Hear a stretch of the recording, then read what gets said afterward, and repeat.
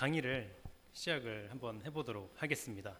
오늘 설날인데 이렇게 또 오셔서 정말 너무 감사하고, 저는 뭐 한 명이라도 계실까 그런 생각이 있었는데 여러분 와 계셔서 너무 감사하다는 말씀 드리고 싶습니다. 아, 이제 설날이니까 또 바쁘게 가셔야 될 텐데 최대한 빨리 끝내보도록 하겠습니다. 네, 오늘 이제 출애굽기 이번 주에 읽으셨죠? 저번 주에 이제 출애굽기에 대해서 개관을 하는 시간을 가져보도록 하겠습니다. 오늘 이제 출애굽기 19장부터 19장 4절부터 6절까지의 내용을 잠시 살펴보고 이제 강의를 본격적으로 시작을 하려고 합니다. 한번 읽어보겠습니다. 4절입니다. 내가 애굽 사람에게 어떻게 행하였음과 내가 어떻게 독수리 날개로 너희를 업어 내게로 인도하였음을 너희가 보았느니라. 세계가 다 내게 속하였나니 너희가 내 말을 잘 듣고 내 언약을 지키면 너희는 모든 민족 중에서 내 소유가 되겠고 너희가 내게 대하여 제사장 나라가 되며 거룩한 백성이 되리라. 너는 이 말을 이스라엘 자손에게 전할지니라 라고 말하고 있습니다. 그러니까 하나님께서 독수리 날개로 너희를 업는다, 그러한 방식으로 내가 너희를 인도할 것이다, 하나님께서 그렇게 말씀을 하고 계십니다. 그러니까 출애굽기에 담긴 그 하나님의 모습이 정말 책임감을 가지고 정말 일방적으로라고 할 만큼 하나님께서 전적으로 이 일을 행하실 것이다 라는 사실을 우리가 염두하면서 오늘 강의를 들으시면 좋을 것 같습니다. 예, 우리가 저번 주에 창세기를 배우면서 하나님께서 아브라함에게 하셨던 약속에 대해서 우리가 살펴보는 시간을 가졌습니다. 하나님께서 분명히 엄청나게 많은 수와 엄청나게 많은 땅과 이런 것들을 너희에게 베풀 것이다 라고 이야기를 했는데, 실제로 그가 얻은 약속의 땅은 나중에 사라가 죽죠. 그리고 사라를 장사하려고 구한 조그만 막벨라 굴과 그 밭 하나뿐이었습니다. 아브라함 생애 때는 하나님께서 약속하신 것들이 잘 이루어지지가 않은 거죠. 그러면 하나님의 역사는 도대체 어떻게 이루어지는가 우리가 궁금하겠죠. 이제 모세를 부르신 사건부터 우리가 살펴볼 텐데, 여러분들도 잘 알고 계시는 것처럼 이스라엘 민족들, 히브리 민족들의 숫자가 애굽 내에서 증가하게 되면서 애굽 왕 바로가 사내 아이가 태어나면 죽이라라는 명령을 하게 됩니다. 그래서 이제 갈대 상자에 실려서 모세가 흘러 보내게 되죠, 나일강으로. 그리고 바로의 딸 공주가 그 갈대 상자를 발견하게 되고 자신의 아들로 입양을 하게 됩니다. 그런데 나중에 이 모세가 히브리 사람을 때리는 애굽 사람을 죽이게 돼요. 여러분도 잘 아시는 것처럼 성경을 보면 공주가 유모를 구하게 됩니다. 그리고 갈대 상자가 나일강에 흘러가면서 누나였던 미리암이 따라갔다는 사실을 우리가 알 수 있죠. 미리암이 유모로서 사실 친엄마를 소개를 시켜줬던 거죠. 그래서 사실 친엄마였던 요게벳이 자신들이 히브리 사람이고 어떠한 내용으로, 어떠한 이유로, 어떠한 역사로 지금 여기에 있는지를 설명해 주었을 것이 틀림없습니다. 그래서 히브리 사람들이 괴롭힘 당하는 것을 보고, 아니 내 민족을 괴롭히다니 하는 울분을 가지고 그 사람을 죽인 거죠. 그래서 이러한 사건이 일어나게 된 것입니다. 네 번째로 이제 애굽으로부터 떠나게 됩니다. 왜냐하면 바로가 이 이야기를 듣고 모세를 죽이려고 했기 때문이죠. 그래서 이제 미디안 땅으로 떠나게 되고, 이렇게 이제 실제적인 역사가 시작이 되면서 자신의 정체성을 눈을 뜨게 되는 것입니다. 나도 아브라함처럼, 우리의 조상이었던 그 아브라함처럼 이 세상에서는 그냥 나그네 신세구나, 우리의 본향은 따로 있구나 라는 사실을 이 미디안 땅에서 아주 깊이 깨닫게 되었을 것입니다. 이제 본격적으로 레슨 1에 대해서 원으로 들어가 보도록 하겠습니다. 여러분 잘 아시는 것처럼 하나님께서 모세를 부르실 때 불타는 떨기나무 가운데 하나님께서 나타나셨습니다. 그리고 이렇게 말씀하셨죠. 나는 내 조상의 하나님, 아브라함의 하나님, 이삭의 하나님, 야곱의 하나님이다. 하나님께서 이렇게 말씀하시면서 한 가지 미션을 주시죠. 바로 그것은 애굽 땅에서 고통받고 있었던 이스라엘 백성들을 건져내오라 라고 하는 명령이었습니다. 그런데 우리가 여기서 되게 흥미로운 사실이 있습니다. 아브라함과는 달리 모세는 조금 더 복잡한 인물이었던 것 같아요. 우리가 저번 주에 아브라함에 대해서 다루면서 제가 아브라함이 단순한 믿음의 소유자였다라고 말씀을 드린 적이 있습니다. 그런데 사실 조금 더 좋은 표현이 있을 것 같아요. 단순한 믿음이라기보다는 순전한 믿음이라고 표현하는 것이 조금 더 좋지 않나 하는 생각이 듭니다. 왜냐하면 단순하다고 하면 여러분들 가운데 혹시 그냥 아무것도 모르는데 맹목적으로 그냥 막 광신적으로 믿었다 이렇게 생각하실 그런 오해의 소지가 있을까 봐요. 표현을 좀 바꿔보겠습니다. 순전한 믿음을 아브라함이 가졌다. 왜냐하면 아브라함은 이미 이전에 하나님과 약속을 맺었고 약속을 갱신하기까지 했습니다. 그러니까 아브라함은 하나님과 맺은 언약의 내용에 대해서도 알고 있었고 하나님이 어떠한 분이신지도 잘 알고 있었기 때문에 우리가 단순한 믿음이었다라고 하기보다는 순전한 믿음 이렇게 표현하는 것이 더 좋을 것 같습니다.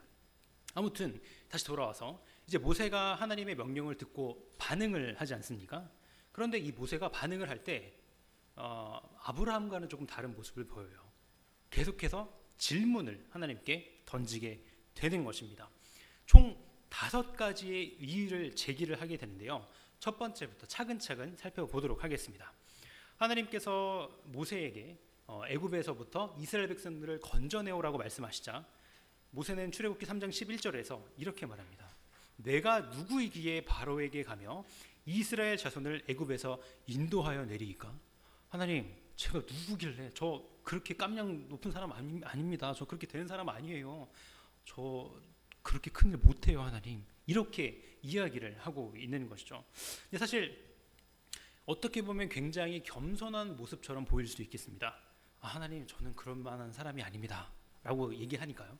근데 사실 이거는 하나님의 일하심과 하나님이 어떠한 분이신지를 전적으로 신뢰하지 못했기 때문에 나오는 비열함에 가까운 그런 태도였습니다. 그래서 계속해서 이제 또 이 일을 제기를 하게 되는데 13절에 내가 이스라엘 자손에게 가서 이르기를 너희의 조상의 하나님이 나를 너희에게 보내셨다 하면 그들이 내게 묻기를 그의 이름이 무엇이냐 하리니 내가 무엇이라고 그들에게 말하리이까? 너를 보낸 그 사람이 그 존재가 누구냐? 이런 이야기를 할 텐데 전 도대체 하나님을 뭐라고 소개를 해야 되는 걸까요? 계속해서 질문을 하게 됩니다. 물음표 계속해서 질문을 하는 것이죠. 끝나지 않습니다. 출애굽기 4장 1절에 가서 또 이런 이야기를 합니다. 하나님, 그러나 그들이 나를 믿지 아니하며 내 말을 듣지 아니하고 이르기를 여호와께서 너에게 나타나지 아니하셨다 하리이다. 야, 너 거짓말 치지 마. 하나님이 너한테 나타나셔서 그런 이야기를 하셨다고? 에이, 믿을 수 없어. 이렇게 하면 어떻게 하죠? 또 묻고 있는 거예요. 네 번째입니다. 4장 10절이에요. 우 주여, 나는 본래 말을 잘하지 못하는 자리이다. 주께서 주의 종에게 명령하신 후에도 역시 그러하니 나는 입이 뻣뻣하고 혀가 둔한 자니이다.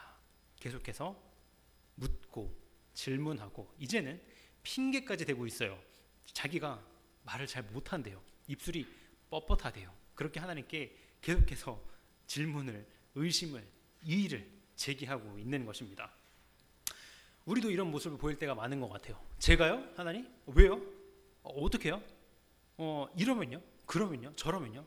계속해서 가정을 합니다. 그러한 모습들이 우리에게 있는 것처럼 모세도 마찬가지였어요. 실제로 모세가 하나님께 받은 명령이 보통 명령이 아니었잖아요. 그래서 계속해서 질문을 한 겁니다.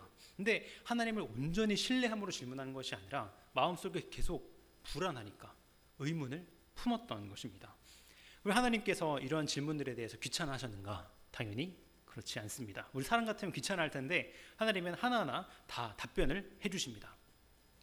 출애굽기 3장 12절에 첫 번째 질문에 대한 대답을 하십니다. 내가 뭐라고 이스라엘 백성들을 인도할 수 있겠습니까? 라고 하니까 하나님께서 위로하십니다. 이렇게 말씀하시죠. 내가 반드시 너와 함께 있으리라.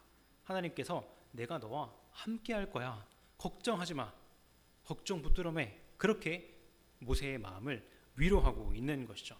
두 번째도 마찬가지입니다. 하나님, 저에게 너 누가 보냈어? 라고 물으면 뭐라고 답합니까? 라고 하니까 출애굽기 3장 14절에 나는 스스로 있는 자이다. 하나님께서 그렇게 자신에 대해서 소개하라고 말씀을 해주고 계십니다. 그리고 그 스스로 있는 자가 이스라엘 자손에게 나를 너에게 보내셨다고 했다고 말하라. 그러니까 어떻게 말하는지까지 하나님께서 다 알려주신 거예요. 세 번째 질문에도 이렇게 말씀하십니다. 그들이 저를 믿지 않으면 어떻게 합니까? 라고 하니까 어떻게 해야 돼? 라고 말하지 않으시고 이번엔 기적을 보이세요.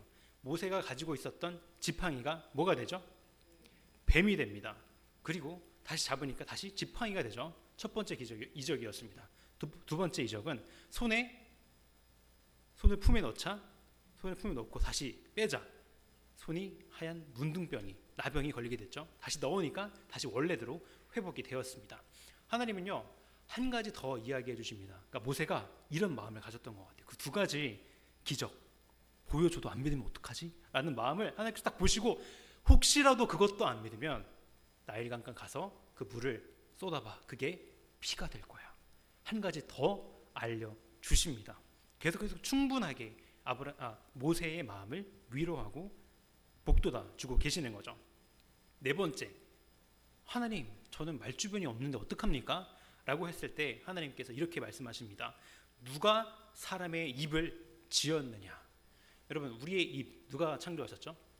하나님께서 창조하셨습니다. 모세 입도 마찬가지죠. 내가 너의 입을 창조했다.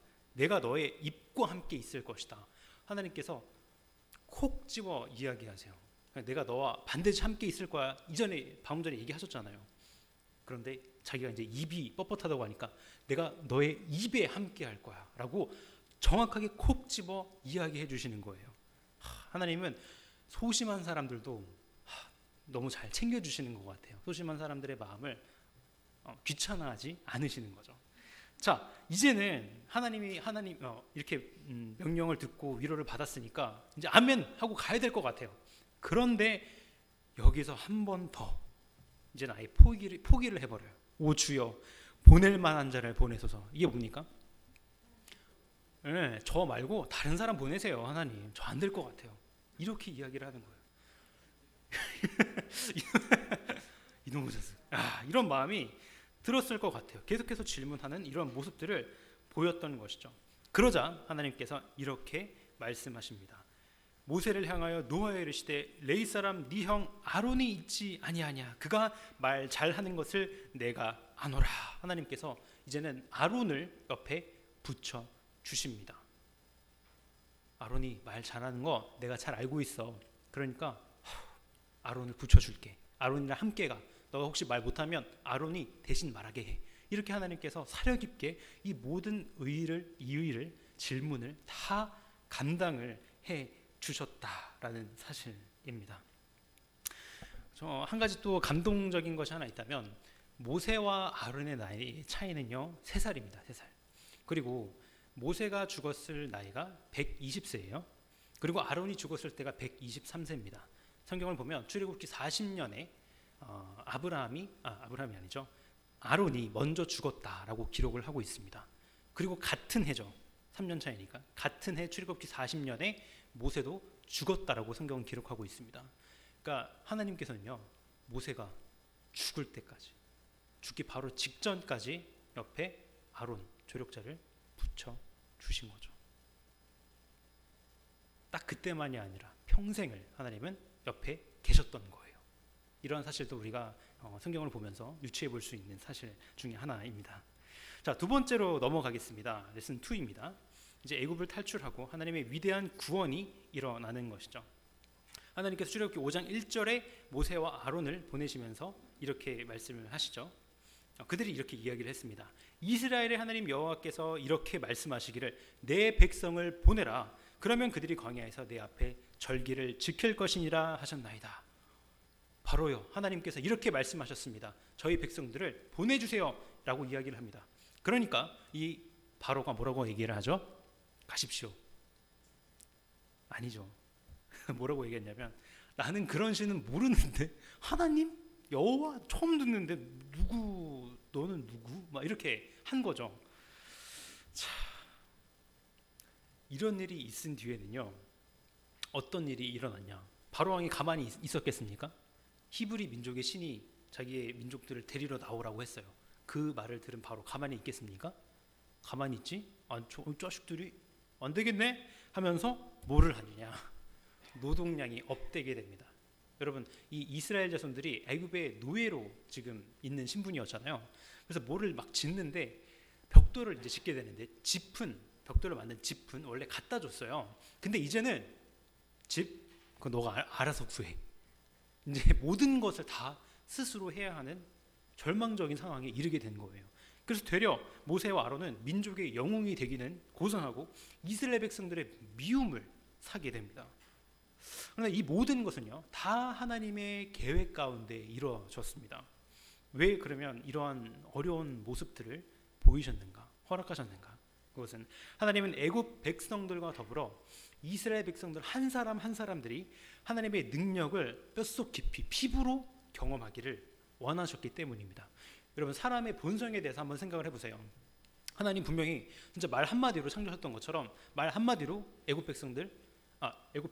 애굽으로부터 이스라엘 백성들을 건져내실 수 있으셨습니다. 그런데 만약 그렇게 한다면 여러분 어떨까요? 그땐 좋겠죠. 와, 역시 우리 하나님 짱! 근데 나오면서 힘든 게 없었잖아요. 어떤 추억도 없잖아요. 기억도 없잖아요. 어떻게 되겠습니까? 또다시 더 큰 실수를, 범죄를 저지르게 될 겁니다. 하나님께서 역사하신 일이 그렇게 커 보이지 않게 될 거예요. 시간이 흐를수록. 그렇기 때문에 하나님은 이 모든 것을 하나하나 차근차근 다 보고 듣고 느끼게 하셨던 겁니다. 그래서 10가지 재앙도 내리신 거죠. 10가지 재앙을 우리가 뭐 깊이 있게 살펴보지는 않을 거고요. 그냥 몇 가지였는지, 어떤 재앙이었는지 살펴보겠습니다. 첫 번째는 물이 피로 변하는 사건이었습니다. 애굽에 있는 모든 물들이 다 피로 변하는 사건이 있었죠. 두 번째는 개구리 떼가 나일강으로부터 올라왔다라고 이야기를 하고 있습니다. 그래서 밥상머리에도 있었고 침대에도 있었고 없는 곳이 없었다라고 성경은 기록을 하고 있습니다. 그런데 참 신기한 것은 이 두 번째 재앙까지 애굽의 술사들이 따라 했다라는 겁니다. 심지어 아론의 지팡이가 뱀으로 변했던 것을 보고 애굽의 술사들도 자신의 지팡이를 뱀으로 변모시키죠. 하지만 그 애굽의 술사들의 지팡이, 그 뱀은 아론의 지팡이, 아론의 뱀에게 의해 먹히고 맙니다. 여기서도 우리가 알 수 있는 것처럼 하나님께서는 그들이 혹시 따라한다 할지라도 그들을 쳐서 승리하신다. 결국 승리는 하나님께 있다라는 사실을 그렇게 보여주고 있습니다. 그들이 따라할 수 있었던 것은 두 번째 재앙이 끝이었어요. 세 번째, 네 번째, 다섯 번째, 여섯 번째, 일곱 번째, 여덟 번째, 아홉 번째까지 한 번도 따라하지 못했고 온갖 고생을 합니다. 여기서 좀 신기한 표현이 있다면 하나님께서 바로 왕의 마음을 강팍하게 하셨다라는 표현이 나타나고 있습니다. 재앙이 왔을 때 아이고 이제 이스라엘 백성들 보내줄게 하고 나서 재앙을 다시 물리면 어떻게 했죠? 다시 못 가게 했어요. 말을 취소한 겁니다. 근데 그 이유가 뭐냐? 하나님께서 바로의 마음을 강팍하게 하셨다. 그 바로가 잘못한 게 아니네. 하나님이 잘못한 거네. 하나님이 괜히 바로의 마음을 강팍하게 한 거네. 라고 생각하실 수 있겠지만 여러분, 우리의 마음이 자유롭지 않나요? 자유롭죠. 제가 이렇게 물을 먹습니다. 하나님께서 모르셨을까요? 아셨을까요? 아셨어요. 하나님의 뜻 가운데 된 거지만 저는 전적으로 제 의지로 한 겁니다. 그러한 표현을 쓴 거죠. 제 인생을 더 길게 보자면 제 인생 가운데 하나님께서 역사하셨다라고 이야기할 수 있는 것처럼 바로에게도 그런 표현을 지금 사용하고 있다라는 점을 여러분들이 염두에 하시면 좋겠습니다. 이 10가지 재앙에서 마지막 10번째 재앙만 저희들이 조금 더 유념해서 살펴보도록 하겠습니다. 10번째 재앙은요, 특이점이 있습니다. 그 특이점이 뭐냐? 바로 이스라엘 백성들의 적극적인 행동과 순종이 있었다라는 것입니다. 첫 번째 재앙부터 9번째 재앙까지는요, 이스라엘 백성들이 하는 것이 있었나요? 하는 것이 없었습니다. 그저 하나님께서 일으키시는 재앙을, 섭리를 지켜보기만 했으면 됐어요. 자, 그런데 이번 10번째 재앙은 좀 다릅니다. 뭔가를 했어야 됐어요. 출애굽기 12장 7절로 11절까지 이렇게 기록되어 있습니다. 그 피를 양을 먹을 집 좌우 문설주와 인방에 바르고 그 밤에 그 고기를 불에 구워 무교병과 쓴 나물과 아울러 먹되 날것으로나 물에 삶아서 먹지 말고 머리와 다리와 내장을 다 불에 구워 먹고 아침까지 남겨두지 말며 아침까지 남은 것은 곧 불사르라. 너희는 그것을 이렇게 먹을지니 허리에 띠를 띠고 발에 신을 신고 손에 지팡이를 잡고 급히 먹으라. 하나님께서 그렇게 명령하십니다. 이 다음 PPT로 넘어가기 전에 허리에 띠를 띠고 발에 신을 신고 손에 지팡이를 잡고 급히 먹으라고 하고 있습니다. 어떤 모습이죠? 떠날 모습입니다. 맞습니다. 밖에 외출하는 모습이죠. 왜 그럴까요? 우리가 하나님 앞에서 이 땅 가운데 나그네 된 백성이다. 나그네 된 백성이다. 라는 사실을 하나님께서 알려주시기 위하여서 이렇게 하나님께서는 알려주신 거예요. 하나님은 굉장히 동적인 분인 것 같아요. 그죠? 자, 그렇게 계속해서 살펴보겠는데요. 여기서 계속해서 피가 나타나고 있습니다. 이 어린 양을 문설주에 칠하면 그 피에 대해서 어떻게 하시냐? 12장 13절에 내가 피를 볼 때에 너희를 넘어가리니 재앙이 너희에게 내려 멸하지 아니하리라. 하나님께서 그렇게 말씀을 하셨습니다. 그래서 이스라엘 백성들이 피를 좌우 문설주에 바르죠. 그래서 그 바른 피가 발려져 있으면 죽지 않았습니다. 누가 죽지 않죠? 큰아들, 장자, 짐승들도 마찬가지였습니다. 첫 새끼는 다 죽게 된 것이죠. 그러니까 피를 바른 집은 아무도 안 죽었으니까 이 피는 그러면 그 피 자체에 엄청난 효력이 있는 걸까요? 효력이 있는 것은 아닙니다. 그러나 의미는 있죠. 누구를 의미할까요? 예수님, 어린 양, 6월절 어린 양이신 예수님의 보혈을 의미한다. 우리가 원래 죽었어야 되잖아요, 그죠? 근데 예수 그리스도께서 우리를 위하여 십자가에 못 박히시고 대신 피를 흘려 주심으로 말미암아 우리가 영원히 죽지 않게 된 거잖아요, 그죠? 그 사실을 보여주는 사건이 바로 이 사건인 것입니다. 그리고 하나님께서 12장 14절에 너희는 이 날을 기념하여 여호와의 절기를 삼아 영원한 규례로 대대로 지킬지니라 라고 말씀하셨습니다. 이 규례 뭘까요? 그렇습니다. 6월절입니다. 6월절 이야기는 많이 들으셨을 거예요. 근데 그 의미에 대해서는 아직 잘 모르시는 분도 혹 있으실 수도 있겠습니다. 여러분 6월절은 새해죠. 오늘 설날이죠. 우리나라는 겨울에 달력이 시작이 됩니다. 새해가 있죠. 근데 이스라엘 달력은 봄에 시작이 돼요. 그리고 그 6월절은 봄에 있습니다. 그러니까 해마다 하나님의 위대하신 구원의 일을 기념하면서 한 해를 시작했던 것이죠. 그리고 옷을 입고 급히 먹는 등 떠날 준비를 하면서 자신들이 세상에 속하지 않은 이방인이요 나그네, 나는 하나님의 백성, 천국 시민이다 라는 사실을 첫날에 인지하고 그 해를 시작했던 것이죠. 자신의 정체성을 이 6월절을 통하여서 이스라엘 백성들은 확인할 수 있었던 것입니다. 자, 레슨 3입니다. 시내산 언약과 하나님의 백성이 나오는데요. 애굽으로부터 가나안까지의 거리를 재어보면요, 약 400km 정도입니다. 400km. 여러분 어디서 어디까지의 거리가 생각나시죠? 서울에서 부산 정도의 거리가 대략 이 정도 된다라고 합니다. 하루에 16km씩 2주를 가면 금방 주파할 수 있는 거리예요. 당시의 어떤 기준으로 봤을 때 사실 엄청나게 멀다고 볼 수는 없습니다. 왜냐하면 그들은 다 걸어 다녔기 때문이죠. 그런데 이 길로 하나님께서는 인도하지 않으셨습니다. 왜냐하면 하나님께서는 이스라엘 백성들의 연약한 성정을 잘 알고 계셨기 때문이었습니다. 13장 17절에 보면 그들을 그 길로 인도하지 아니하셨으니 이는 하나님이 말씀하시기를 이 백성이 전쟁을 하게 되면 마음을 돌이켜 애굽으로 돌아갈까 하셨습니다 라고 말하고 있습니다. 이 길로 가면 더 빨리 갈 수 있는데 블레셋 접경 지역이기 때문에 전쟁을 하게 될 수도 있는데 전쟁하게 되면 나 그냥 집에 돌아갈래 이렇게 이야기를 할까봐 하나님께서는 그 길을 피하셔서 이스라엘 백성들을 사려 깊게 인도해 주셨다라는 것입니다. 하나님의 얼마나 사랑이 깊으신지를 우리가 확인할 수 있는 대목이죠. 자, 이제 계속해서 이제 나아가게 되는데 홍해 바다를 나아가게 됩니다. 홍해 바다를 가르신 분은 하나님이에요. 그죠? 물론 하나님께서 제사장들을 통하여서 모세를 통하여서 모세가 지팡이를 딱 짚으면 홍해 바다가 열릴 것이다라고 하셨지만 실제로 하신 분은 사실 하나님이죠. 이스라엘 백성들은 그 열린 홍해 바다를 그저 건너갔을 뿐입니다. 또한 구름 기둥과 불 기둥으로 더위와 추위를 다 막아 주셨어요. 이스라엘의 모든 필요를 하나님께서 다 하나하나 다 채워 주셨다라는 것입니다. 그러니까 이 은혜의 일하심을 하나님 여호와께서는 절대 중단하지 않으셨다라는 겁니다. 계속해서 하나님께서 놀라운 능력을 보여주고 계세요. 홍해 바다를 가르시고 불기둥을 보여주시고 구름 기둥으로 보호하셨습니다. 아마 이스라엘 백성들은 1년에 이러한 일들을 보면서 야, 하나님 정말 대단하다. 우리 이제 가나안 땅으로 간다고 했는데 좀 쉽겠는데? 하나님이 놀라운 이적과 기적을 보여주셔서 되게 쉽게 가겠다라고 기대를 했을 것입니다.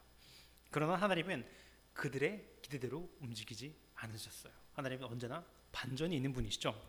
자, 그러면 하나님은 도대체 왜 그렇게 하신 걸까요? 두 가지 사실을 확인해 볼 수 있겠습니다. 첫 번째는요, 하나님은 그들이 단순히 하나님의 크신 능력만 배우는 데서 그치지 않고 그들 자신의 마음, 이스라엘 백성들 자신들의 중심을 바라보고 그 마음이 어떠한지를 깨닫기 바라셨습니다. 하나님은요, 그들이 얼마나 불평을 일삼는지, 얼마나 원망을 일삼는데 능숙한 사람들인지를 잘 알고 계셨어요. 그런데 이스라엘 백성들을 보면요, 출애굽기를 살펴보면 계속해서 하나님께서 놀라운 역사를 나타내 보이심에도 불구하고 그 일이 지나가면 또 부인하고 또 원망하고 또 불평합니다. 그 마음을, 너희들이 그러한 마음을 가졌다라는 사실을 하나님은 깨닫기 바라셨다라는 것입니다. 두 번째, 하나님의 능력뿐만 아니라 스스로 얼마나 타락한 존재인지를 깨달아서 하나님께 의존하며 살아가는 법을 배우기를 하나님은 원하셨다라는 거예요. 그러니까 야, 너네 진짜 나쁜 마음을 가졌어 하고 끝내는 것이 아니라, 그래서 우리의 양심을 불편하게 하는 데서 그치는 것이 아니라, 그러니까 내가 너희와 함께 한다니까, 나한테 의지해, 나한테 기대해 라고 하나님께서 말씀해 주시고 싶으셨던 거예요.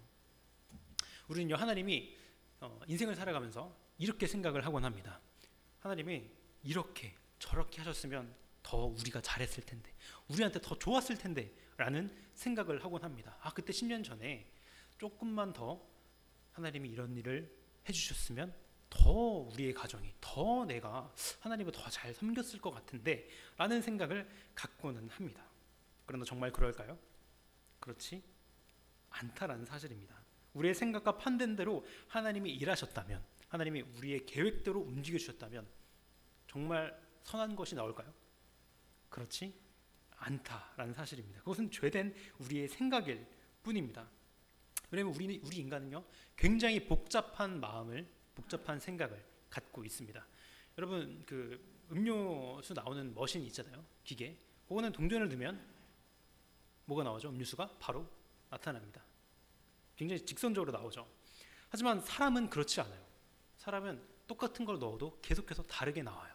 뭐 분위기에 따라서, 나이에 따라서, 뭐 신분에 따라서 계속해서 다른 반응을 보입니다. 그러나 그런 우리의 성정을 하나님께서 잘 알고 계시다라는 사실입니다. 그리고 하나님은 하나님께서 기뻐하시는 대로, 하나님께서 선택하시는, 기뻐하시는 그때의 그분의 방식대로 하나님은 일을 이뤄가시기를 기뻐하십니다. 그리고 그 방식이 사실 최고의 방식입니다. 우리가 인생을 살아갈수록 더 깊이 깨닫게 되는 부분입니다. 그러나 여러분, 끊임없이 하나님께 묻고 질문하셔야 합니다. 그리고 때로는 정말 어렵고 힘든 일이 있을 때 하나님께 원망도 하셔야 돼요. 그러나 말씀드리고 싶은 것은 하나님 안에서 하나님께 원망하라는 것입니다. 하나님을 떠나서 하나님을 원망하지 말라라는 것입니다. 하나님은 그 모든 시간들을 합력해서 반드시 선을 이루실 것이기 때문입니다. 우리에게 그런 믿음이 필요하죠. 자, 이제 계속해서 이제 광야를 향해서 나아가게 되는데, 첫 목적지가 바로 시내산입니다. 출애굽을 한 지 3개월 만에 도착한 곳이 바로 시내산인데, 이 시내산은 하나님께서 모세와 언약을 맺은 곳이다라고 이야기를 하고 있습니다. 우리가 이거를 모세 언약이라고 하기도 하는데, 리딩 지저스를 보니까 하나님께서 모세와 언약을 맺으셨다라는 표현이 있더라고요.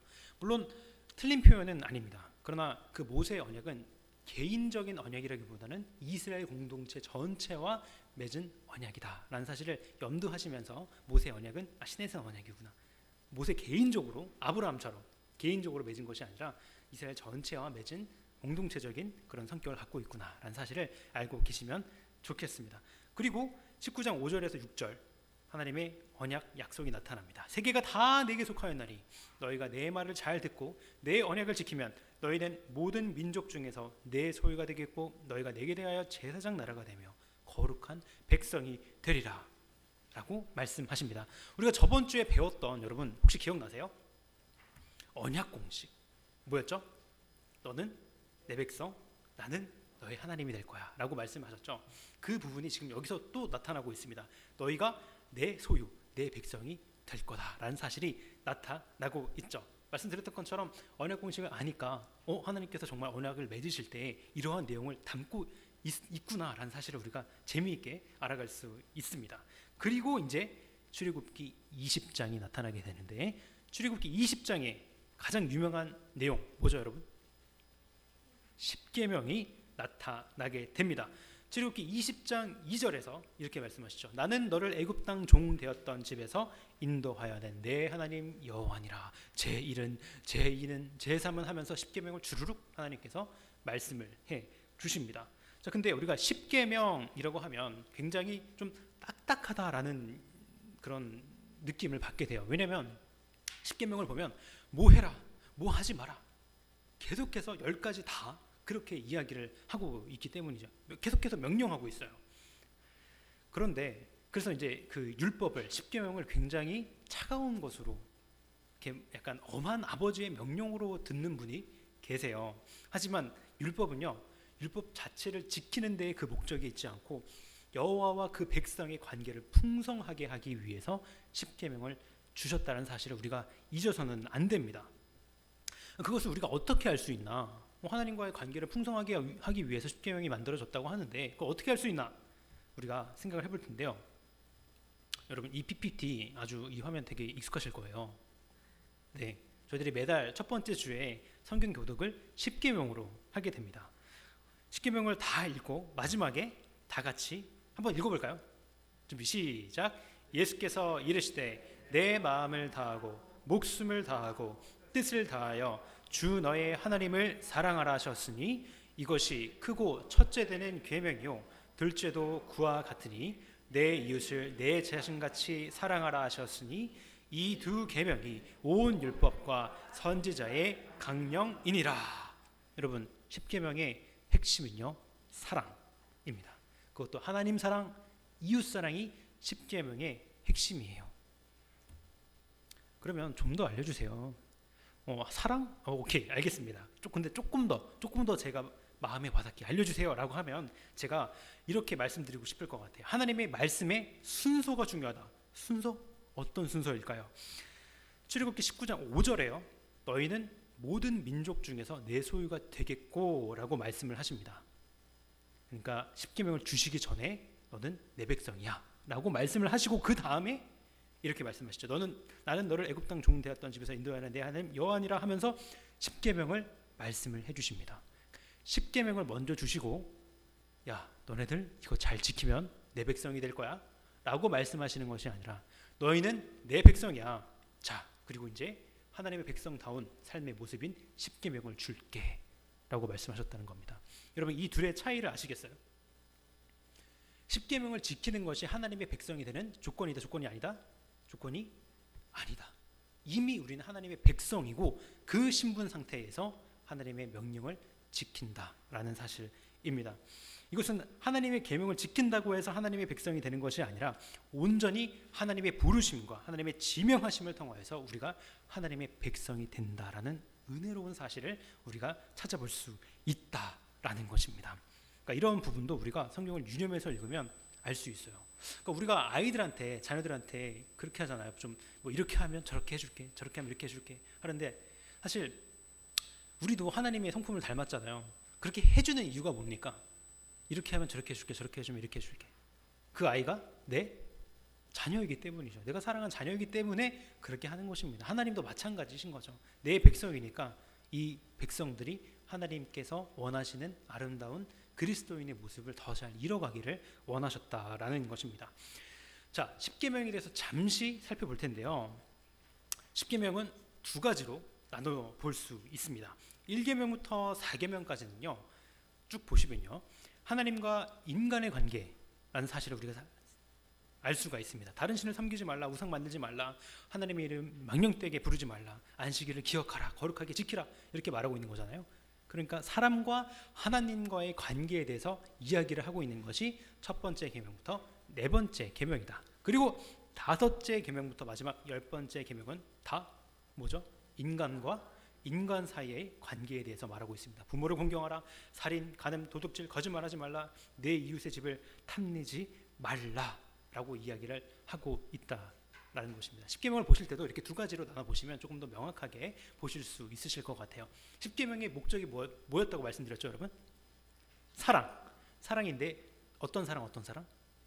하나님 사랑, 이웃 사랑, 하나님과의 관계, 인간과의 관계. 하나님께서 다 십계명에 함축해 주셨다라는 사실을 우리가 확인할 수 있습니다. 이렇게 십계명을 주신 하나님은요, 이후 더 자세하게 율법을 알려주십니다. 십계명도 율법이에요. 근데 십계명만 율법인 것은 아니에요. 다른 율법들도 있습니다. 그래서 이제 율법에 대해서 계속해서 알려주시는데, 제단에 대해서, 또 종에 대해서 어떻게 해야 될 것인지, 폭행에 대해서, 책임과 배상에 대해서, 도덕이나 공평에 대해서, 안식일 또는 여러 가지 절기를 어떻게 지켜야 하는지 하나님께서 율법 조항들을 조목조목 하나하나 알려주십니다. 그리고 이 모든 말씀을 들은 이스라엘 백성들의 반응, 여호와의 모든 말씀을 우리가 준행하리이다, 그렇게 이야기를 하고 언약의 피를 백성들에게 뿌린 후에 백성을 대표하는 모세와 아론, 그리고 나답과 아비후, 그리고 이스라엘의 장로 70인들이 올라가서 하나님을 뵙고 또 언약 승인 과정을 거친 이후에 하나님 앞에서 먹고 마시는 축제의 장이 열리게 됩니다. 자, 여기까지 이제 우리가 살펴봤고 레슨 4로 넘어가 보도록 하겠습니다. 이제 드디어 성막이 나타납니다. 되게 흥미로우면서 여러분 좀 읽기 어떠셨나요? 조금 어려우셨죠?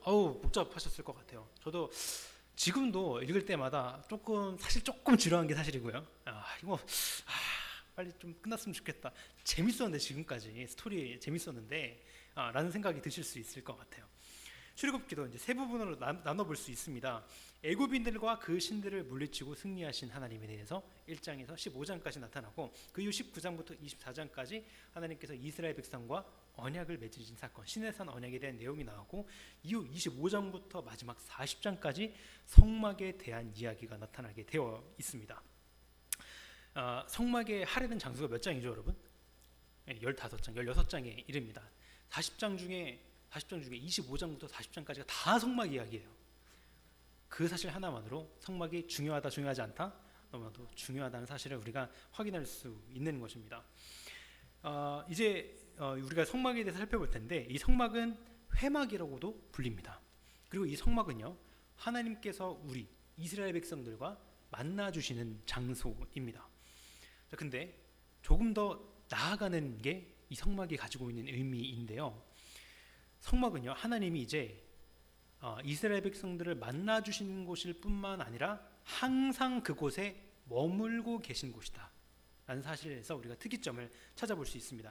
지금까지는 이스라엘 백성들이 하나님을 만나 찾아가야 했어요. 그러니까 하나님을 만날 수 있는 곳이 특정하지 않았다는 사실입니다. 그러나 이제는 하나님께서 성막을 짓게 하심으로써 항상 그 안에 계시고 이스라엘의 백성 진영 안에 함께 하신다 라는 사실로 우리가 성막이 얼마나 중요한지를 생각해 볼 수 있습니다.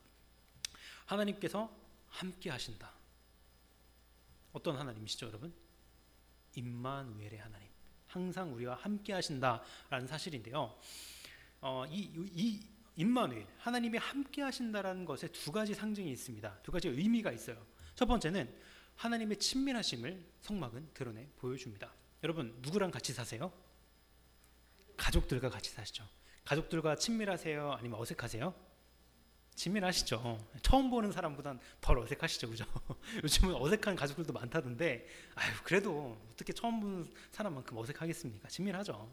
친밀합니다. 하나님께서도 성막을 통하여서 내가 너희와 항상 함께 있어, 내가 너희와 항상 함께 살고 있어 라는 사실을 보여주신 거예요. 자, 그런데 두 번째 사실이 조금 우리의 마음을 뜨끔하게 하죠. 어떤 것이냐? 바로 하나님과 죄인인 사람들, 이스라엘 백성들을 분리해서 보호하시는 성격이 있다라는 것입니다.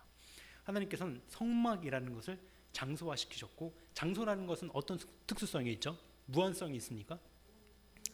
네, 어떤 특정한 공간이 있고 제한이 있는 것이죠. 하나님께서 성막을 통하여서 이스라엘 백성 진영 안으로 들어가셨지만 또 그렇게 하심으로 말미암아 어떻게 보면 또 이스라엘 백성들과 자신과의 관계를 구분하셨다라는 것입니다. 자, 그러면 성막이 도대체 어떻게 생겼는가? 제가 유치부 아이들한테 가르쳐 주었던 PPT 자료를 가져왔습니다. 네. 아주 쉽게 그려져 있더라고요. 크게 성막과 그러니까 전체 성막, 그리고 그 안에 마당처럼 뜰이 있죠. 그리고 그 안에 성소가 있습니다. 그러니까 크게 세 가지로 나눠볼 수 있는 거죠. 성소, 뜰, 성막, 뜰, 그리고 성소. 이렇게 세 가지 장소로 구분이 되어 있습니다. 하나님은 그의 거룩하심으로 인해서 죄인들이 소멸하지 않도록 가장 구별된 곳, 가장 거룩하게 구별된 곳 어디에? 지성소에 계셨다라는 것입니다. 그런데 여러분 잘 아실 거예요. 이 지성소에 들어갈 때에 지성소는 여러분 매일 들어갈 수 있었을까요?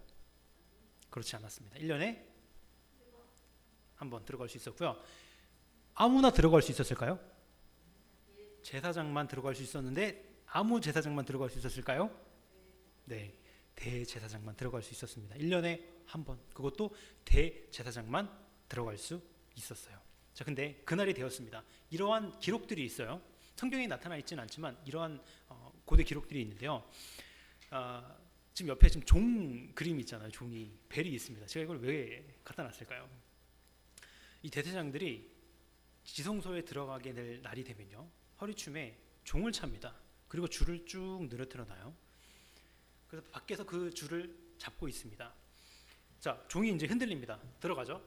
따랑따랑따랑 소리가 날 겁니다. 자, 근데 이 대제사장이 하나님의 명령에 불순종했어요. 하나님의 규례에 온전히 순종하지 못했습니다. 어떻게 될까요? 죽어요. 그럼 종소리가 날까 안 날까요? 그럼 밖에서 죽었구나 알 수 있었다라는 겁니다. 왜냐하면 죽어서 죽을 수 있었잖아요. 죽었는데 대제사장만 들어갈 수 있었잖아요. 그러면 어떻게 해야 돼? 내년에 또 다른 제사장이 이미 실제 다 썩었는데 들어가야 되는 거잖아요. 그럴 수는 없잖아요. 그러니까 그러한 방법을 사용했다라는 사실을 우리가 기록을 통해서 확인할 수 있습니다. 굉장히 흥미로운 사실이죠. 자, 이제 이 성막을 우리가 차근차근 하나하나 살펴보도록 하겠습니다. 이번 기회가 아니면 사실 우리가 이 성막의 기구들이 어떤 의미가 있는지 사실 알기가 어려워요. 여러분들 조금만 집중하셔서 조금 지루하실 수 있겠지만 살펴보시면 재미도 있을 거예요. 자, 먼저 언약궤입니다. 여러분, 언약궤 뭐죠? 맞습니다. 이 안에는요 10계명이 있었고요. 그리고 만나, 하나님께서 내려주셨던 그 만나가 있었고, 그 다음에 아론의 쌍난 지팡이가 있었습니다. 이 세 가지가 있었고, 각각은 만나는 하나님의 말씀을 의미했고, 이 돌판, 이 10계명은 당연히 율법을 의미했을 것이고, 아론의 쌍난 지팡이는 생명을 의미했습니다. 이 언약궤는요 가장 거룩한 곳 어디에? 지성소에 있었습니다. 왜냐하면 하나님의 임재를 나타내는 가장 대표적인 기구였기 때문입니다. 그래서 가장 거룩한 곳 지성소에 이 언약궤가 있었다라는 사실입니다. 자, 그리고 이제 휘장입니다. 휘장은 지성소에 들어가기 전에 놓여 있었던 커튼이에요. 커튼. 이 커튼으로 지성소를 가려 놨던 것입니다. 자, 근데 이 휘장, 여러분, 예수님, 맞아요. 예수님 딱 알고 계시네요. 예수님께서 십자가에 못 박혀 돌아가시고 휘장이 어떻게 됐습니까? 위에서부터 아래로 찢어지게 됩니다. 원래 지성소에는 1년에 한 번 딱 한 사람 대제사장만 들어갈 수 있었어요. 그런데 예수님께서 오시고 나서 휘장이 찢어짐으로 말미암아 이제는 365일 누구나 남녀노소 신분의 고와 상관없이 언제나 마음대로 드나들 수 있는 공간이 된 것입니다. 예수님으로 말미암아 우리가 하나님께 나아가는 것이 너무나도 자유롭게 됐다라는 것입니다. 그러니까 사실 이 이스라엘 백성들, 이 당시 이스라엘 백성들이 예수님 그때의 시대를 생각하면요 진짜 놀랬을 거예요. 야, 거기를 맨날 들어간다고? 에이, 말도 안 돼. 야, 거기 꼬맹이도 들어간다고? 거기 여자도 들어간다고? 에이, 말도 안 돼. 종도 들어간다고? 에이, 그런 일이 있을 수 없어 라고 했을 거예요. 근데 그 일을 이루시는 분이 바로 우리 예수님이다 라는 사실입니다. 자, 재밌죠? 자, 그리고 이제 진설병으로 넘어가겠습니다. 떡이에요. 떡상 위에 있는 떡 12덩어리인데 이 두 줄로 올려져 있습니다. 이 떡은 히브리어로 레헴파님이라는 것인데 그 의미는 얼굴의 떡, 면전의 떡이라는 뜻입니다. 하나님의 얼굴 앞에 있는 떡이다. 그래서 이걸 매 안식일마다 담당 제사장이 새 떡으로 바꿔놓게 되죠. 여러분들 잘 아시는 것처럼 이 떡은 하나님의 말씀을 의미합니다. 우리가 떡을 먹죠. 말씀을 의미하는 것이 바로 이 진설병이다. 자, 그러면 그 오른편에 있는 등잔대를 살펴보도록 하겠습니다. 등잔대는요, 총 7개의 가지가 있었어요. 옆에 3개, 그리고 가운데에 1개 이렇게 있었습니다. 그래서 총 7개의 가지가 있었는데 출애굽기 25장 39절을 보면요, 이 등잔대와 이 모든 기구를 순금 1달란트로 만들라, 하나님은 그렇게 명령하고 계신데요. 그 순금 1달란트의 무게가 몇 킬로냐? 무려 34킬로에 이릅니다. 여러분, 순금 34킬로 보신 적 있으세요? 저는 없습니다. 네, 엄청난 황금이죠. 꽤 컸을 것이고 무게도 많이 나아갔을 거예요. 7개의 가지로 되어 있던 이 등잔대는요, 순종의 삶을 의미했습니다. 또 이렇게 말하는 학자들도 있어요. 성도의 앞에 놓인 이 등잔대는요, 성소에 놓인 이 등잔대는 불기둥을 상징하기도 하는데 이제 곧 살펴볼 분향단, 구름기둥을 상징하기도 한다는 점에서 이 등잔대는 하나님의 영광과 그분의 임재를 의미한다라고 말하는 학자들도 있습니다. 그냥 듣고 넘어가시면 됩니다. 자, 분향단으로 넘어가도록 하겠습니다. 이 분향단은요, 성소의 중앙에 위치하고 지성소, 그러니까 휘장 바로 앞에 위치하게 되어 있습니다. 이 분향단은 증거궤 위 속죄소 맞은편, 곧 증거궤 언약궤 앞에 있는 휘장 밖에 위치하는데요, 아침마다 향기로운 향을 사르게 되어 있습니다. 저녁 때도 마찬가지예요. 등불을 켤 때 이 향기로운 향을 하나님께 올려드리도록 되어 있었습니다. 하나님께서 기쁘시게 받은 향기죠. 우리가 향기라고 하면 여러분 어떤 게 또 떠오르시나요? 향기, 기도. 하나님께서 받으시는 향기, 기도라고 우리가 흔히 이야기를 하곤 합니다. 이 분향단은 우리가, 그러니까 사람들이, 하나님의 백성들이 하나님께 드리는 기도를 의미한다라고 볼 수 있겠습니다. 자, 이제 밖으로 나갈게요. 밖으로 나가면 번제단과 물두멍이 있어요. 뜰에 나가면. 자, 먼저 번제단을 살펴보겠습니다. 이 번제단은 실제로 양과 소를 잡아서 불로 태워드리는 번제단입니다. 한 2.5m, 2.5m, 가로 2.5, 세로 2.5, 높이 한 75cm 정도 되는 크기의 번제단이었습니다. 사각형이었고요. 4개의 이제 뿔이 있고요. 그 가운데는 그물망이 있었습니다. 그래서 그 그물망 위에 이제 짐승이 놓여져 있었겠죠. 그리고 놋골이 한쪽에 2개씩 4개가 붙여져 있었고, 그 사이에다가 멜체, 막대기를 끼워서 하도록 했습니다.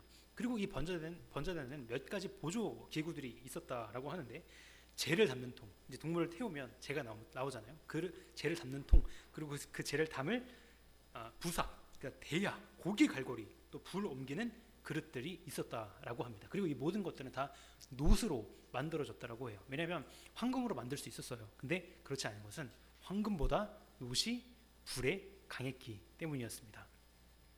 이 번제단은요, 희생제물을 바치는 곳이었습니다. 그러니까 다시 말하면 이 번제단은 이스라엘 백성들이 자신의 죄를 용서받는 자리였습니다. 하나님의 은혜가 회복되는 장소였습니다. 여러분, 제가 성소와 지성소에는 일반 백성들이 들어갈 수 없다라고 말씀을 드렸죠. 제사장만 들어갈 수 있는 공간이에요. 그리고 이제 곧 살펴볼 텐데 옆에 물두멍, 물 살짝 보이시죠? 이제 물두멍 볼 건데, 이 물두멍도 성소에 들어갈 제사장만 사용할 수 있는 기구였습니다. 그러니까 이스라엘 백성들이 누구나 하나님께 나와 자신의 죄를 고백하고 용서받을 수 있는 곳은 오직 뭐만 유일했다? 이 번제단만 유일했다라는 사실입니다. 죄를 용서받기 위해서 필요한 것은 동물의 피였습니다. 구약 제사는 동물의 피를 흘림으로 죄를 용서받는 제사였죠. 여러분, 한번 상상을 한번 해보세요. 혹시 여러분들 중에 짐승을 죽여보신 적이 있는 분이 있으신지 모르겠어요. 근데 한 마리 정도는 어떻게 죽일 수 있겠습니다. 뭐 닭 한 마리 정도는. 근데 365일 매번, 또 뭐 닭도 아니고 소, 양, 염소, 큰 동물들이 죽임을 당하고 피를 다 흘리게 되어 있어요. 사람의 피도 많은데 뭐 소나 이런 큰 짐승들의 피는 엄청났을 거예요. 아마 번제단에 이런데 이렇게 피를 뿌리게도 되어 있을 뿐더러 아마 피가 정말 홍수처럼 흐르고 있었을 것입니다. 그리고 이제 짐승들을 죽일 때 고통스러워하는 어떤 그런 비명들, 이런 것들이 난무했을 거예요. 그러니까 그 상황을 가만히 생각을 해보면 그렇게 기분 좋은 장소는 아니었을 것 같아요. 그러니까 이스라엘 백성들은 아마 좀 두려웠을 거예요. 왜냐? 동물들이 아니라면 누가 죽었어야 됐죠? 자기 자신이 죽었어야 됐기 때문에. 야, 내가 저렇게 피를 흘렸어야 됐는데 이 동물들이 나를 대신해서 죽었구나. 저 동물들이 아니었으면 정말 상상도 하기 싫다. 정말 끔찍하다. 라는 생각을 하게 되었을 거예요. 그러나 여러분, 신약의 제사는 어떻습니까? 신약의 예배. 더 이상 양과 소를 죽이지 않습니다. 예수님께서 십자가의 죽으심으로 말미암아 영단번의 피를 흘리심으로 말미암아 더 이상 우리는 제사를 드리지 않아도 되게 되었어요. 예수님께서 이미 모든 것을 다 영원히 이루셨기 때문입니다. 더 이상 동물의 피가 필요치 않은 것이죠. 그래서 우리에게 이 주어진 이 번제단은 우리에게 있어서는 예수님의 십자가라고 우리가 생각을 해볼 수 있겠습니다. 자, 마지막으로 물두멍이에요. 이 물두멍은 제사장만 사용할 수 있다고 말씀을 드렸고 성소에 들어갈 때 손과 발을 씻는 곳이었습니다. 이 물두멍은요, 그냥 우리말로 하면 대야예요. 대야인데 이거는 성소와 번제단 사이에 있었는데 제사장들이 성소에 들어가기 전에 손을 반드시 씻게 되고 안 씻으면 들어가서 죽는다. 그러니까 굉장히 중요한 거겠죠. 되게 흥미로운 사실이 있습니다. 출애굽기 38장 8절에 보면요, 그가 노수로 물두멍을 만들고 그 받침도 다시요. 뒤로 가겠습니다.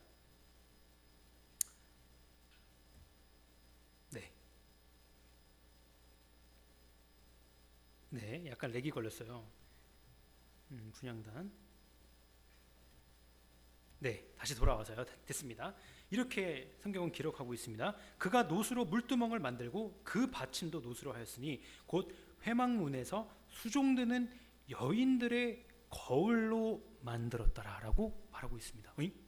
여인들의 거울? 이게 무슨 얘기지? 여러분, 중요한 사실은 이 물두멍의 재료입니다. 이 물두멍은 회막문에서 봉사하는 여인들의 거울을 모아서 만들었다라고 말하고 있습니다. 왜 하필이면 놋거울, 여인들의 거울일까요? 또한 여러분, 또 흥미로운 사실 한 가지. 성경에서 성막에 사용되는 모든 기구들은요, 다 그 크기와 무게가 기록되어 있습니다. 그런데 흥미로운 사실, 물두멍만 크기와 무게가 기록되어 있지 않습니다. 이유가 있다라는 겁니다. 왜 그럴까요? 자, 물두멍은요, 물두멍을 여인들의 놋거울로 만든 이유는 거울의 용도와 관계가 있습니다. 여러분, 거울은 왜 보죠? 어떨 때 보죠? 자기의 모습을 보려고, 자기의 상태를 체크하고 점검하려고 우리가 거울을 봅니다. 여인들이 자기 모습을 살피고 단정하게 하려고 거울을 보는 것처럼 마찬가지로 하나님께 나아가는 제사장들도 이 물두멍에 서서 손을 씻으며, 물두멍에 서면 뭐가 또 보이겠습니까? 물 앞에 자기가 또 보이겠죠. 네, 자기를 보면서 내가 과연 하나님께 지금 나아갈 만한 상태에 있는지, 하나님 정말 거룩하신 하나님 앞으로 나아갈 수 있는지, 하나님 앞에 나아가기 전에 자신의 영혼을 체크하는 거죠. 단순히 손 씻고 발 씻는 곳이 아니라 자신의 영혼을 한번 점검하는 것입니다. 물두멍이에요. 물두멍인데 거울이 이 물두멍이 거울이에요. 이 대야가. 네. 그렇죠. 그러니까 이 대야를 거울 재료로 만들었다. 놋거울 재료로 만들었다라는 겁니다. 그러니까 놋을 얇게 피면 그게 거울처럼 비춰지나 봐요. 근데 이제 이건 얇게 핀 게 아니라 우직하게 만들었으니까 비춰지진 않겠죠. 물로 인해서 보이겠죠. 물이 잔잔하게 있으면, 네, 맞아요. 물이 잔잔하게 있으면 자신의 얼굴이 보일 수 있겠죠. 그러한 사실도 우리가 유추해 볼 수 있다라는 것입니다. 자, 이런 의미로 볼 때 물두멍은 예수님을 상징합니다. 누구든지 하나님께 나아가기 위해서 반드시 누구의 피로 씻음 받아야죠? 예수 그리스도의 피로 씻음을 받아야 합니다. 예수의 피로 씻음 없이는 우리에게 구원을 주어주지 않죠. 나의 선한 행위, 그 어떤 것도 예수님의 피 없이는 구원을 얻을 수 없습니다. 또 한 가지 특이한 점, 뭐라고 했죠? 물두멍의 무게와 크기가 기록되지 않았다. 왜 그랬을까? 이는 하나님의 사랑과 우리에게 베푸신 은혜의 그 크기를 측량할 수 없다라는 사실을 알려주기 위함이었습니다. 하나님의 사랑과 무게, 그 크기 잴 수 있습니까? 잴 수 없죠. 잴 수 있다면 하나님의 사랑이 아닐 것입니다. 감히 잴 수 없죠. 그 무엇으로, 어떤 말로도 우리에게 베풀어 주신 하나님의 은혜를 표현할 길이 달리 없습니다. 그러한 의미를 담아서 만든 것이 이 물두멍이고, 이 모든 기구들이 그냥 만들어진 것이 아니라 하나님께서 다 하나하나 메시지를 이스라엘 백성들에게 보이고 계신다라는 것입니다. 자, 전체를 다시 한번 보겠습니다. 자, 성막의 크기는 가로가 45m, 세로가 22m, 울타리 높이가 2.25m라고 말하고 있습니다. 그렇게 어마어마한 규모는 아닙니다. 어느 정도의 규모는 있지만, 리딩 지어스 131페이지 상단을 보면요, 이 성막에 대해서 뭐라고 이야기를 하고 있냐면 재미있는 표현이 있어서 말씀을 드려요. 움직이는 신의 산이 되어서 그곳에서 하나님이 모세를 만나고 자기 백성을 위해 가르침을 주셨다라고 말하고 있습니다. 이전에는 하나님을 만나러 어디를 가야 했고, 그것도 특정되어 있지 않았고, 하나님께서 말씀해 주시면 그곳으로 가야 했어요. 그러나 이제는 항상 이 성막 가운데 하나님께서 계신다. 움직이는 신의 산을 하나님께서 성막이라는 이름하에 허락하셨다라는 사실을 우리가 확인해 볼 수 있겠습니다. 자, 마지막 레슨 옵니다. 자, 26장부터 31장까지는요, 그러니까 26장부터 40장까지 다 성막에 관한 이야기를 했다고 했잖아요. 26장과 31장까지는 성막에 들어갈 기구들을 어떻게 만드는지 그걸 설명한 부분이고요. 중간에 금송아지 사건이 있습니다. 하나님께서 열심히 성막에 대해서 설명해주고 계시는데 신의 산에서 모세를 만나서 밑에서 이스라엘 백성들은 뭐 하고 있었나? 송아지, 금송아지 우상 숭배를 하고 있었습니다. 그리고 36장부터 39장까지 실제로 성막이 들어갈 기구들을 실제로 이제 만드는 기록이 나타나고 40장은 성막이 완공되었다는 사실을 우리에게 알려줍니다. 39장 43절을 보면 모세가 그 마친 모든 것을 본즉 여호와께서 명령하신 대로 되었으므로 모세가 그들에게 축복하였다라고 기록하고 있습니다. 그런데 이 부분을 보니까 창세기가 떠올라요. 하나님께서 세상을 만드시고 일곱째 날에 마치시니 그가 하시던 모든 일을 그치고 일곱째 날에 안식하시니라. 그리고 그 모든 것을 보시고 심히 좋았더라라고 한 그 말씀이 기억이 납니다. 자, 이걸 생각해 두시면서 다음 PPT 넘어가면, 성막의 완성은 출애굽기 40장 17절에 기록되어 있는데, 둘째 해 첫째 달 그 달 초하루에 성막을 세우니라 라고 말하고 있습니다. 초하루가 여러분 그 달 첫 번째 날이 초하루잖아요. 그럼 그게 뭐냐? 바로 이스라엘 백성의 새로운 출발을 의미한다. 더 나아가서 이스라엘을 통해 새로운 인류, 하나님의 백성이 출현할 것이다 라는 의미를 우리가 도출해낼 수 있다라는 것입니다. 자, 성막의 완성 계속해서 볼 텐데, 성막의 완성을 우리가 살펴봤을 때 하나님께서 세상을 창조하셨던 그 완성과 조금 겹쳐 보이는 이미지가 있다고 말씀을 드렸어요. 자, 그런데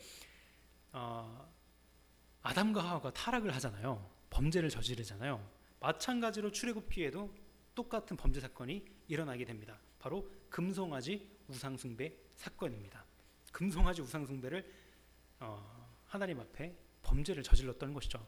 그런데 여러분, 이러한 기록 이전에, 바로 이전 창세기 20장에 10계명이 나타나고 있죠. 2계명입니다. 너를 위하여 새긴 우상을 만들지 말고 또 위로 하늘에 있는 것이나 아래로 땅에 있는 것이나 땅 아래 물속에 있는 것에 어떤 형상도 만들지 말며 그것들에게 절하지 말며 그것들을 섬기지 말라. 하나님은요, 자신을 나타내는 우상일지라도 그것을 만들지 말라고 말씀하셨어요. 성경을 보면 이스라엘 백성들이 우리를 애굽에서 인도해낸 그 신은 어디 있느냐? 금송아지로 만들어 달라. 그러니까 금송아지가 하나님이라고 그들은 생각을 했어요. 하지만 그것은 하나님께서 원하시는 것이 아니었고, 분명 십계명 제2계명에서 어떤 형상으로도 형상을 만들지 말라라고 하나님은 말씀하고 계신다라는 점에서 이스라엘 백성들은 큰 범죄를 하나님 앞에 저지르게 됩니다. 그래서 어떻게 했습니까? 모세가 그 돌판을 땅에 던져서 깨트려요. 이걸 잘못 보면 성낸 것처럼 보여요. 어떻게 저렇게 해? 이렇게 할 수 있는데, 사실 그거는 화를 냈다기보다는 단순한 분노가 아니라 그것은 하나님과의 언약이 무효화되었다라는 사실을 액션적으로, 동적으로 보여준 것입니다.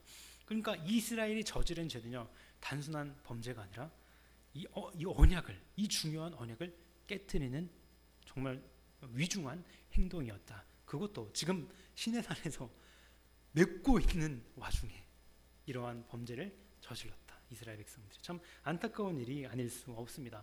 자, 그런데 이러한 와중에 하나님께서 은혜의 성격을 잃지 않으시죠. 이렇게 말씀하십니다.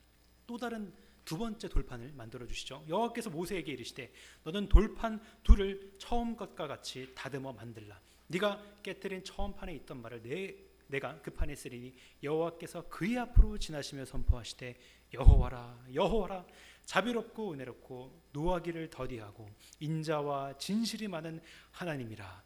여호와께서 이르시되 보라 내가 언약을 세우나니. 하나님은 이런 분이에요. 우리가 섬기는 분이 이러한 분이에요. 이스라엘 백성들이 섬겼던 분이 바로 이러한 하나님이십니다. 하나님은 다시 그들과 함께 하시겠다라고 약속하셨습니다. 그리고 그 이후 35장부터 40장이 기록된 것처럼 성막을 실제로 지으시고 임재하십니다. 하나님은 여전히 전적으로 하나님의 은혜로서 자신의 언약을 성취해 나가고 계셨던 것입니다. 우리는 저번 주 출애굽기를 통하여서 이스라엘 백성들이 얼마나 완고한 마음을 가지고 있는지 살펴봤습니다. 목이 마르면 물을 주고 또 갈증이 해소가 되면 또 밥이 없다 그러고 또 밥이 없으면 또 뭐가 없다 그러고 춥다 그러고 계속해서 불평했습니다. 그러나 하나님은 그러한 그들을 멸망하셨나요? 멸망시키셨나요? 그러지 않으셨습니다. 출애굽기 34장 6절에 기록되어 있는 것처럼 하나님은 은혜로우시며 노하기를 더디하시며 인자와 진실이 많은 분이십니다. 누가 여러분 구약을 출애굽기를 냉철하고 율법적인 하나님이 기록된 책이다라고 말할 수 있겠습니까? 절대 그렇지 않습니다. 사실은 그렇지 않아요. 모든 성경에 곳곳에 하나님의 사랑과 은혜가 기록되어 있다라는 사실입니다. 자, 오늘은 여기까지 살펴보고요. 이제 우리가 다음 주에 레위기를 읽을 거예요. 이제 레위기는 무엇이냐? 위기다. 어떤 위기냐? 성경 통독의 위기다. 이번 주에 저희 장인 어른도 지금 이걸 하고 계신데요. 야, 레위기가 이거 있는데 너무 지루해서 혼났다고 그러시더라고요. 네, 그 출애굽기에 나온 그 성막보다 더 지루하실 수도 있겠습니다. 그래서 제가 조금 1분만 더 말씀드리고 마치려고 해요. 좀 내용을 알면 좀 다르게 느껴지실 수 있으니까요. 출애굽기는요, 여러분 속박의 땅으로부터 나오는 그 길을 보여주고 이제 우리가 다음 주에 읽을 이 레위기는 하나님의 거룩한 곳 안으로 들어가는 사실을 보여줍니다. 이 레위기를 성경 원문으로 보면요, 그리고 이렇게 시작이 돼요. 출애굽기가 끝나고 그 다음에 그리고 하나님께서 모세를 부르셨다 이렇게 이야기를 하고 있습니다. 그러니까 둘이 연결된 책이죠. 하나님께서 성막 안에서 질서 있게 경배하는 방법에 대해서 지침을 주십니다. 창세기에서는 우리가 이제 망가진 인간을 받고 출애굽기에서는 구속받은 인간을 받고 이제 레위기에서는 하나님께 경배하는 사람을 보게 됩니다. 레위기는 구속받은 자들은 자신을 구속하신 분께서 거룩하신 것처럼 거룩해야 한다고 가르치십니다. 내가 거룩하니 너희도 거룩하라 말씀하셨죠. 하나님께서는 이렇게 5번이나 레위기에서 말씀하고 계십니다. 주님께서는 우리에게 단지 악으로부터 뿐만 아니라 악의 모든 모양으로부터 분리되기를 원하셨습니다. 죄는 우리의 생활과 가장 작은 일상 속에서 집에서 없어져야 하며 거룩하게 된다는 것은 세상으로부터 분리돼서 하나님께 딱 붙어 있다라는 것이죠. 이 레위기는요, 출애굽기와 아주 긴밀하게 연결되어 있다고 말씀드렸어요. 그래서 그리고라고 시작된다고 말씀드렸죠. 다시 말하자면 이 레위기는요, 그리고 하고 모세를 부르셨다라고 말씀을 드렸죠. 부르심. 그러니까 레위기는 어떻게 하면 하나님께 나아갈 수 있는지, 나를 부르신 하나님께 어떻게 나아갈 수 있는지에 대한 기록의 책입니다. 레위기는 하나님께서 거룩함을 요구하고 계신 동지에 이를 위해 필요한 것을 다 제공하시는 분이다 라는 사실을 우리가 알 수 있습니다. 하나하나 다 알려주시죠. 레위기를 보면 거룩이라는 단어가 레위기가 총 27장이거든요. 그런데 이 거룩이라는 단어가 무려 94번이나 기록됩니다. 그러니까 한 장당 3번꼴로 거룩이라는 단어가 기록되어 있는 것이죠. 이러한 점에서 레위기의 핵심 주제는 거룩과 경배, 라고 할 수 있겠습니다. 오늘날 우리 이 얘기만 드리고 이제 말씀을 강의를 끝내려고 하는데요. 오늘날 우리가 복음을 아주 값싼 복음으로 인식하는 경우가 굉장히 많이 있습니다. 값싼 복음이라는 책이 심지어 있기도 한데 우리가 하나님께 예배드리는 것이 너무나도 가볍게 여겨질 때가 굉장히 많이 있는 것 같아요. 내가 나가고 싶으면 나가고 뭐 안 나가고 싶으면 뭐 그냥 넘기고 약속 있으면 안 가고 이러한 현상들이 오늘 한국 교회를 휩쓸고 있습니다. 과연 이것이 하나님 앞에서 누리는 진정한 자유일지 아니면 하나님의 어미하심과 거룩하심을 알지 못하는 무지와 무관심에서 비롯된 것이는 우리가 한번 생각해 봐야 할 문제다라는 사실입니다. 이러한 점들을 생각하시면서 다음 주 레위기를 읽으신다면 큰 유익을 누리실 수 있을 거라 그렇게 생각을 합니다. 감사합니다. 잠깐 기도하고 말씀을 마치도록 하겠습니다. 잠시 기도할게요. 사랑해 주님 감사합니다. 오늘 민족의 명절 설을 맞이하여서 가족과 또 즐거운 시간을 보내야 함에도 불구하고 이 시간 나와서 하나님의 말씀을 살펴보게 하신 하나님 감사를 드립니다. 제가 저번 주에 하나님께 하나님의 말씀을 읽을 공부할 시간과 우리의 마음을 달라고 허락하셨는데 하나님 그러한 마음을 우리에게 주시니 참으로 감사를 드립니다.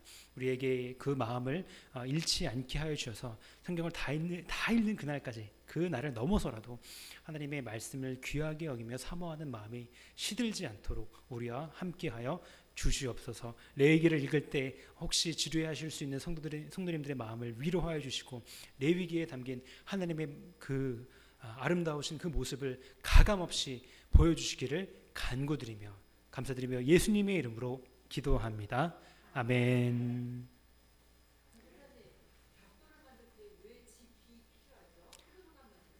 네.